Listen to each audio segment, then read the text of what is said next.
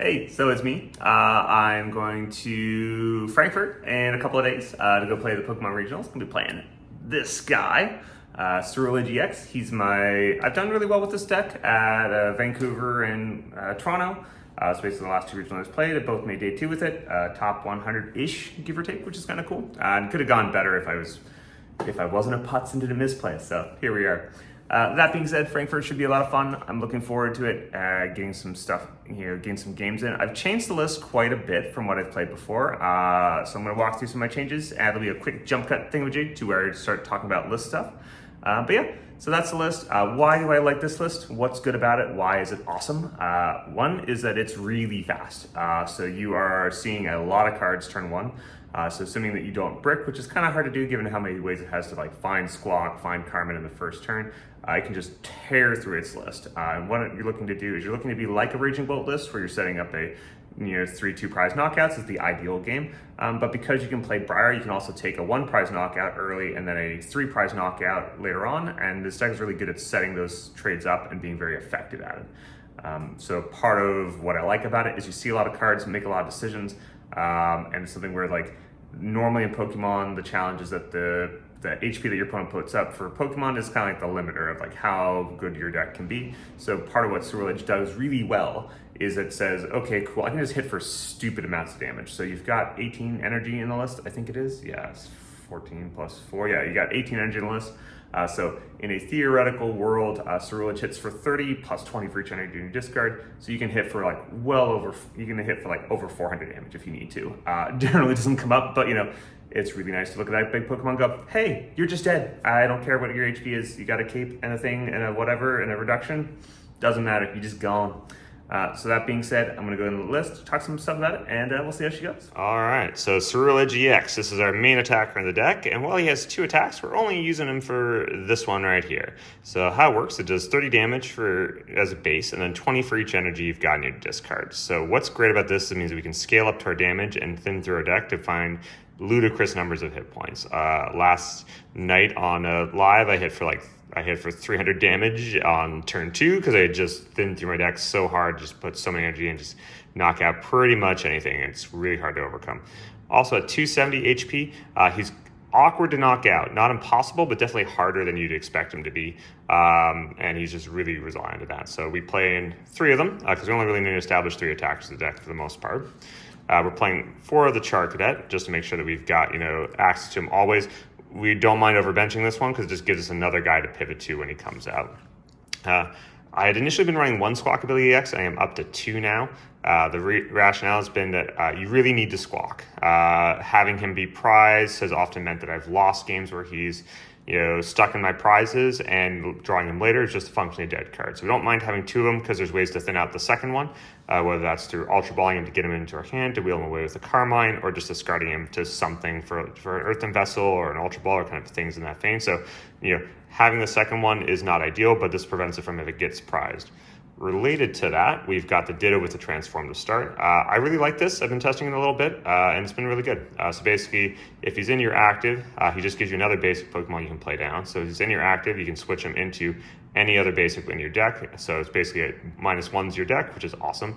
So even if he's not going to get our Squawk or things like that, he can still get Char Cadet, he can still get Varoom, and he's just a really good all-rounder. Also, he's got a little interesting tech of being able to punch with him one time into a Pikachu to turn off that damage is really kind of good. Not ideal, but it's a nice little corner case to do with it.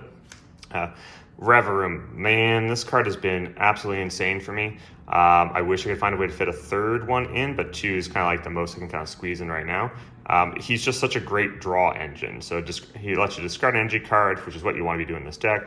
Draw up to 6. So if your opponent Ionas you or disrupts you, as long as you've got an energy, and you've got a lot in the deck, Reverum just draws you back up. Also lets you, massage your hand a little more, so you can do things like Ultra Ball or Earthen Vessel to thin away things you don't want to have, and then Reverum to draw up to more stuff that you want.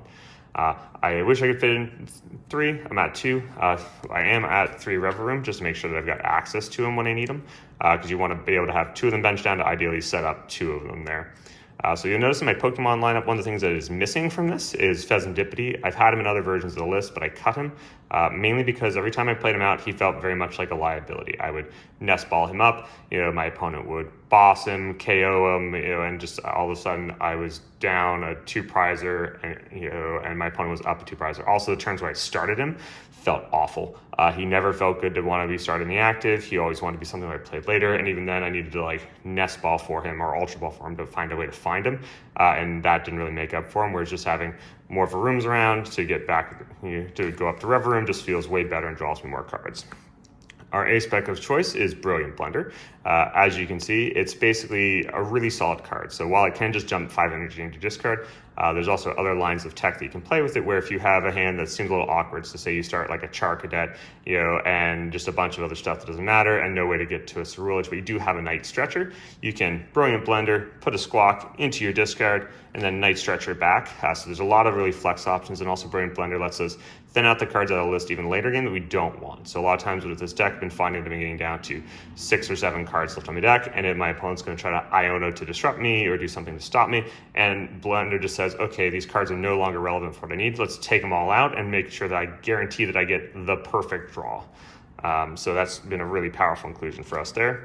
All right, so this is where we get into a little bit of changes. We'll start with the easy one. 4 Carmine. We want to Squawk every turn. We want to Carmine every turn. We want to see 11 cards because that seems sweet. Seeing 17 cards, on turn 1 seems like we'll find a way to win. But one of the things I've changed for it is I've cut the Professor's Researchers in favor of a playset of Ionos. The rationale here is that oftentimes when I was playing, I had situations where I need more cards. I need to see more things. But the things that I'm going to research away either are things I need for late game, or things where drawing just straight 7 cards may put me in a position where I may just deck myself out and run out of tools to play the game. So 4 Ionas helped a lot because early game, it just draws you 6, puts all your relevant things back in your hand, and also just disrupting my opponent to make it so they actually have to work for their win has been really impactful. So all that's felt really good and really solid. I found that this card's been just an MVP, and allows me to keep my counter catchers in my list, my POW pads, the things that I want to have for the late game, instead of just having to wheel them all away to research to hope that I get something. Instead of putting them on the bottom so that they're safe for later, feels really good. Still on a 1 of Boss. Boss is just really awesome. He does all the things on the tin. Turo has been really helpful because sometimes people are trying to stall and lock you in the active, and this just does a good job of kind of picking it all up. Also, it just does a really good job if your Dragon Bolt tries to punch into you and can't quite get you. Turo to pick it up, re-bench the Char Cadet, evolve up the Ceruledge, to another one on your bench, and just punch him back is a really solid play. Briar is a keystone for this list. It allows you to take a 1-prize knockout early, and then you'll be able to take 2 prizes and a 3-prize return kind of after that. And because you're having so many Ionos, so many disruption packages, so much thinning, as long as it's in your deck, you've got a really consistent way to find it and get access to it. And you've got 1 POW pad to kind of return all of your key stuff there. Which feels really nice. It's an inclusion. I don't love having to run it, but it's better than not having it at all. 4 Ultra Balls. 1 for thinning, also to find your Ceruledge EX when you need them, or your Rev Room, or your Squawk if you're desperate on the first turn. Buddy, because it's nice just to have a couple extra Char Cadets, a couple extra Rev Rooms, and to thin it out. 1 Nest Ball, because just being able to hit Squawk another way is really nice too. I went up to 4 Night Stretchers because I found that I was wheeling through this list so much that it meant that I just wanted to make sure all my resources were back. And these are functionally wild cards. They get me back a Ceruledge, they get me back a Rev Room, they get me an energy if I need it. So it kind of papers over when I've sort of had to make aggressive choices, knowing that I've got these left, and it makes it a lot easier. 2 Earthen Vessel, because while we do want to find our fire energy, we don't need to find a whole lot of it. We just need it when we need it. And this is a good option, sort of Earthen Vessel before the turn before you Squawk, or Carmine, or got to do something similar to that. 2 Countercatcher, just so we've got that ability to have a turn where we do Briar plus Countercatcher. So sometimes we need to just take 3 prizes in a turn, and that's a good way to do it. And I went back up to 2, and now that I'm not playing 4 researches, this feels much more reliable to hit, which has been really good. And then just the energy. So we've got 18 altogether. They are pretty. So we've got 4 Jet Energy to move our stuff around. So it helps with the stall matchups. Also, it lets you sort of Jet Energy something and then hard retreat it. So if you need an extra 20 damage on it, that's a good way to do it. And then just a lot of fire energy to make it more consistent for the deck. But yeah, so that's the list. I like it a lot, and hopefully we do well with it. The goal is to basically play and just be very aggressive, that your opponent can have answers to what you're doing, but they're going to have a hard time kind of finding it the turn before you kind of get ready to go on. But yeah, Ceruledge is going to go through some hands, and we'll have some fun times.